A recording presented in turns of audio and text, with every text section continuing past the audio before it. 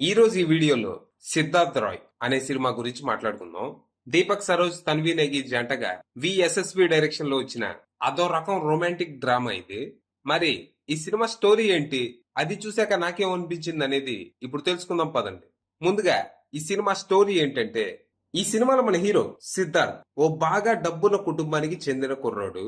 అలాగే చాలా తెలివైన వాడు కూడా.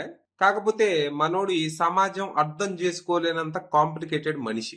అంటే చిన్నప్పటి నుంచి తను మనుషులకి దూరంగా ఎప్పుడూ ఏదో ఒక బుక్ చదువుతూ ఓ రూమ్ లోనే గడిపేవాడు. దీనివల్ల తనకి తెలివితేటలైతే పెరుగుతాయి గాని ఎమోషన్స్, ఫీలింగ్స్ లాంటివి పెద్దగా డెవలప్ కావు. దాంతో ప్రేమ, కోపం, ద్వేషం, సంతోషం లాంటివన్నీ మనుషులకి ఆప్షనలే కానీ అవసరం కాదని ఫిక్స్ అవుతాడు.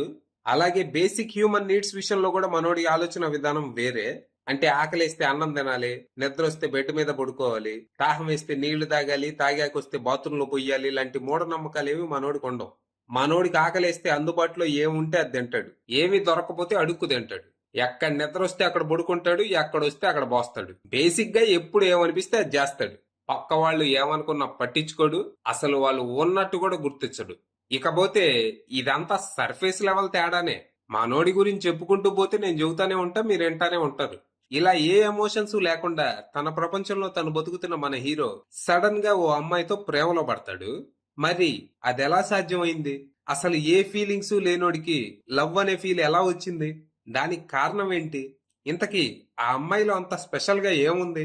ఆ అమ్మాయికి కూడా మనోడంటే ఇష్టం ఉందా, లేకపోతే వన్ సైడ్ లవ్వేనా? మరి చివరికి ఏమైంది? ఈ ప్రేమ ప్రయాణం ఎలా సాగింది అనేది మీరు సినిమా చూసి తెలుసుకోవాలి. ఇక ఈ సినిమా నాకైతే అంతగా నచ్చలేదు.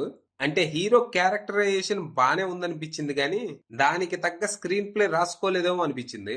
బేసిక్ గా ఈ సినిమా కాన్సెప్ట్ ఏంటంటే, లైఫ్ లో లాజిక్ ఎక్కువైనా, ఎమోషన్ ఎక్కువైనా జీవితం సంకనాకిపోద్ది అనేది కాన్సెప్ట్. దీనికి తగ్గ కథ అయితే ఉంది కానీ కథనమే లేకుండా పోయింది. సినిమా ఫస్ట్ హాఫ్ పర్లేదు, బానే ఉంది. ఫస్ట్ హాఫ్ లో హీరో క్యారెక్టర్ ఏంటి, తన ప్రపంచం ఏంటి, తను ఎందుకు ఇలా ఉన్నాడు అనేది చూపిస్తారు. ఇక్కడ మనోడు ప్రతి దాంట్లో లాజిక్ వెతుకుతూ మనుషులకి ఎమోషన్స్ అవసరం లేదంటాడు. కొన్ని లాజిక్స్ మనల్ని ఆలోచింపజేస్తాయి, కానీ ఇంకొన్ని అతి అనిపిస్తాయి. అంటే అనిపించాలి కూడా, మనోడు ఎక్స్ట్రీమ్ కాబట్టి. ఇలా లాజిక్లు ఎక్కువైపోయి జీవితంలో ఏ మ్యాజిక్ లేకుండా బతుకుతున్న మనోళ్ళు అనుకోకుండా ప్రేమ అనే ఓ ఎమోషన్ యాక్టివేట్ అయితే ఎలా ఉంటది అనేది సెకండ్ హాఫ్ లో చూపిస్తారు. లాజిక్ అయినా ఎమోషన్ అయినా మనోడు దాన్ని పతాక స్థాయికి తీసుకెళ్తాడు. ఇప్పుడు లాజిక్లు ఎక్కువ మాట్లాడితే పక్కనోడు దొబ్బేమంటాడు. అదే రిలేషన్ లో ఎమోషన్ ఎక్కువైతే ఏం జరుగుతుంది అనేది ఇక్కడ సెకండ్ హాఫ్ లో చూపిస్తారు. అయితే ఇదంతా కన్విన్సింగ్ గా గానీ, సాటిస్ఫైయింగ్ గా గానీ చూపించలేకపోయారు.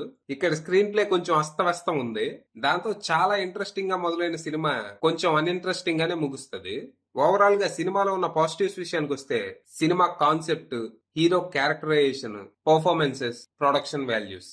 ఇక సినిమాలో మైనస్ పాయింట్ల విషయానికి వస్తే, హీరో క్యారెక్టర్ ఇంట్రెస్టింగ్ గానే అనిపించిన తనకి మనమైతే ఎమోషనల్ గా పెద్దగా కనెక్ట్ కాము. ఇది one of the major minus. అలాగే శృతి మించిన రొమాన్స్, క్లైమాక్స్, వీటితో పాటు పని గట్టుకుని అమ్మాయిల్ని టార్గెట్ చేసి చీప్ గా చూపించిన కొన్ని సీన్స్. అంటే బస్ స్టాప్ లో ఒక సీన్ ఉంటది, అది అసలు అవసరమా?